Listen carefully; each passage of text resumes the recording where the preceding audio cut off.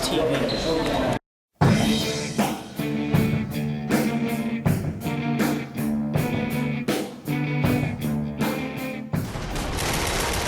Welcome to another installment of WGS-TV right here on YouTube.com/WrestleGamer and ZenfixTV. I'm Double B Billy Boudreaux. This is going to be my Impact Wrestling review for the week of November 15th, 2012. This is the fallout from TNA's Turning Point pay-per-view. We open up the show this week with James Storm to cut a promo about his victory over AJ Styles and Bobby Roode at Turning Point, and now he is the new #1 contender. Bobby Roode comes out and starts to add to the promo, saying he wants to celebrate it, but it'll be a short-lived celebration because he firmly believed that he wouldn't win, that he wouldn't become the champion, and he would fail and take his ball and go home, is what he said. Then next thing they start to fight. Storm challenges Bobby Roode to a fight, and Bobby Roode said he would not accept the challenge. There was nothing to gain for him unless James Storm agreed to put up his #1 contendership. James Storm at first initially says no. Bobby Roode goads him into it by making a comment about his daughter.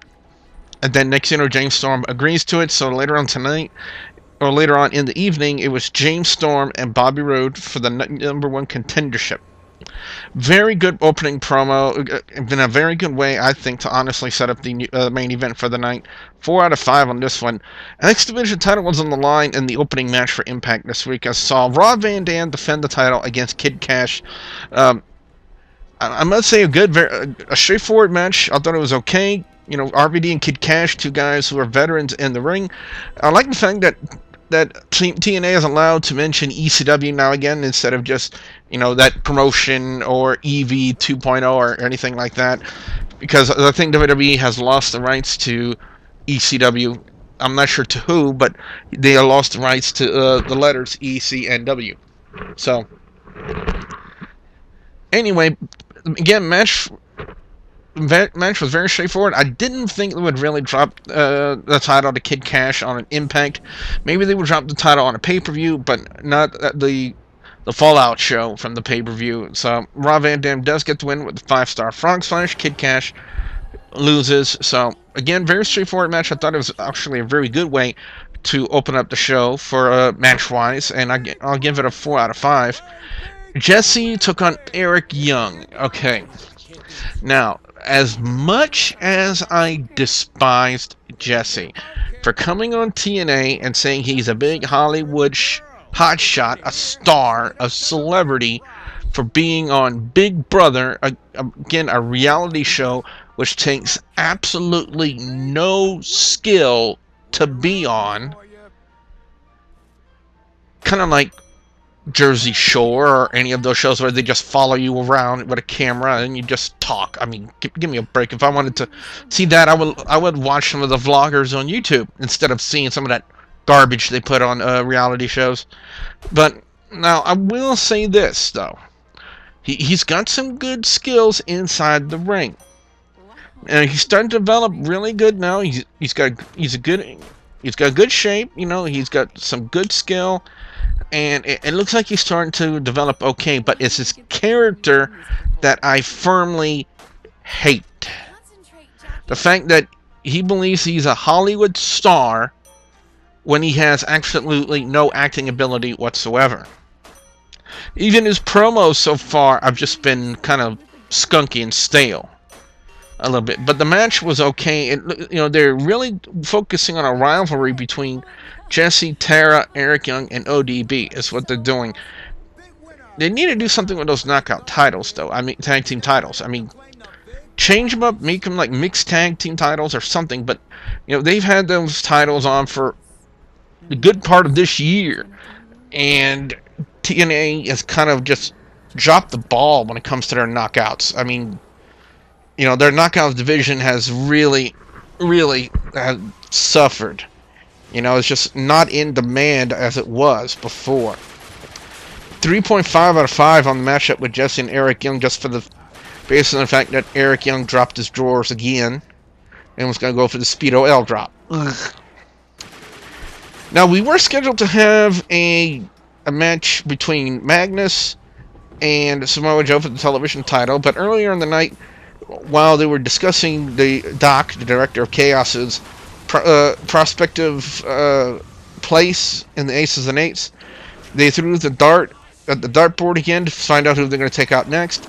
And unfortunately, it landed on Magnus, and Doc took out Magnus with the help of Devon and a baseball bat and a hammer. So, and again, leading the charge for TNA was Bully Ray.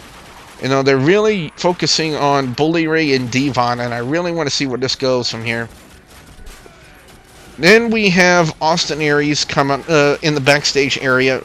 You know, he's talking about what happened at Turning Point, how I needed a massage. Then Jeff Hardy was already in there getting a massage. Austin Aries says, you know what, champ, you deserve it more than I do. And then, for some reason, they had you can tell that this was a taped part of the show. Because then we had Jeff Hardy kind of doing like an inner voice thing, and you can hear it, saying that Austin Aries entered his dimension without the title and left his dimension without the title. What in the world are they doing with Hardy? I would love to know, because that just... I just didn't understand that.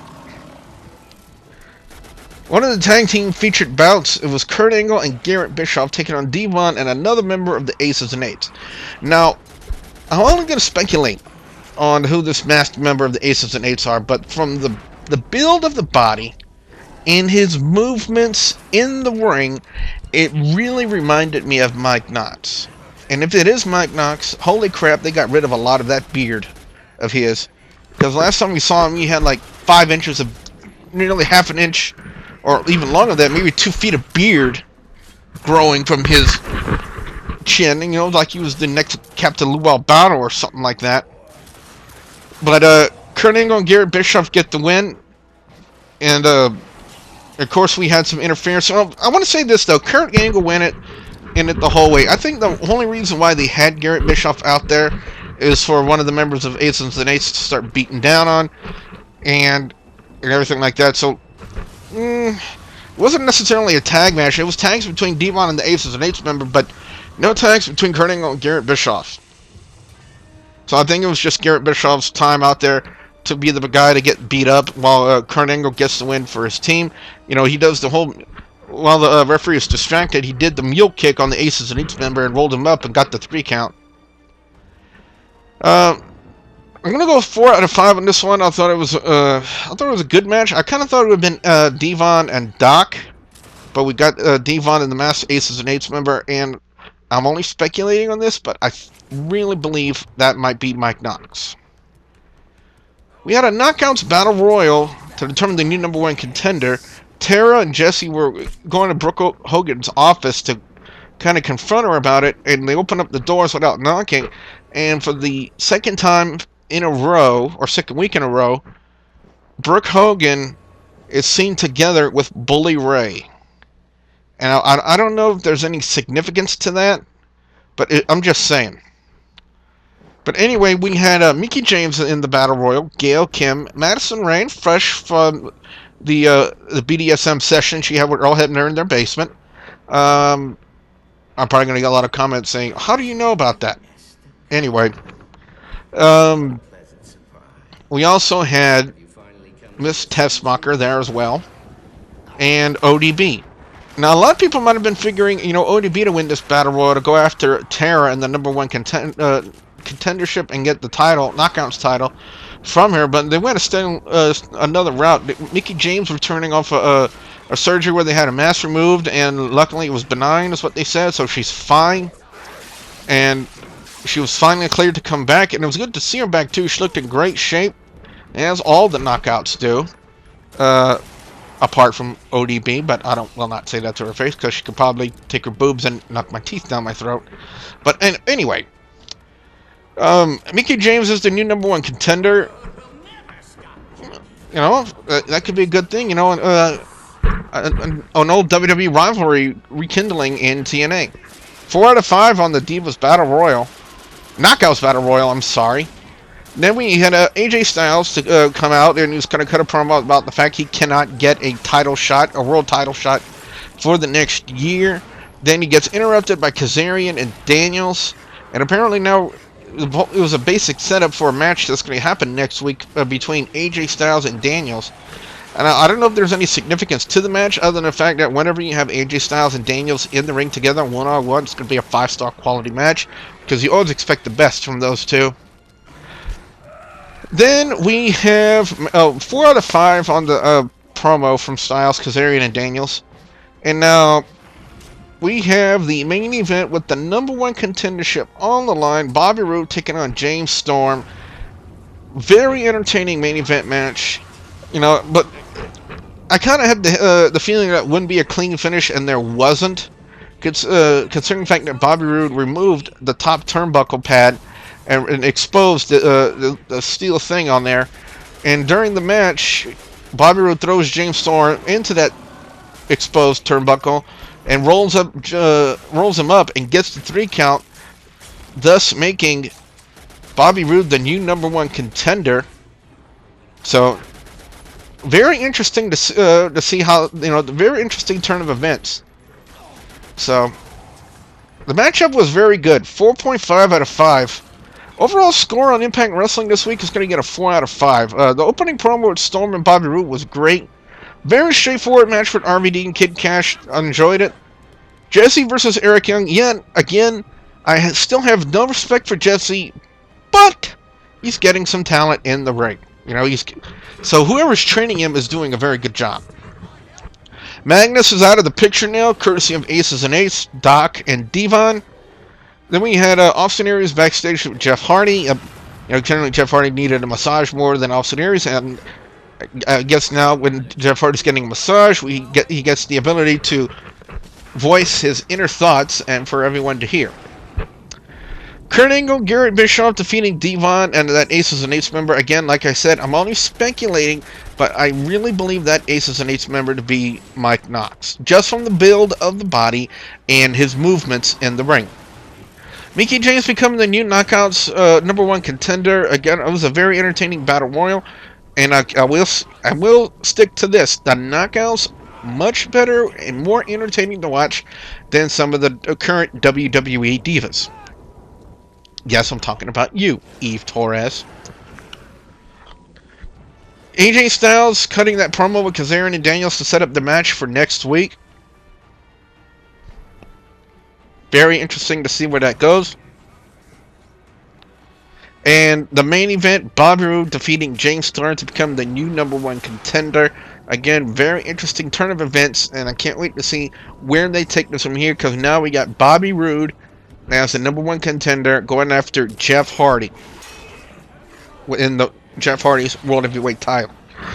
I don't think I remember seeing Bobby Roode and Jeff Hardy work a match together, to be honest with you. They might have done some tag stuff, but if they've done some previous stuff, I really can't recall it. But I'm very interested to see where they go from here. So what I want to know from you guys out there, the viewers and subscribers, your thoughts on TNA this week on Impact Wrestling.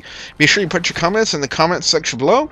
Don't forget to like and favorite this video, and please don't forget to subscribe to youtube.com/WrestleGamer and youtube.com/ZFXTV Network. So, with that being said, I'm Double B Billy Boudreaux saying thank you very much for watching.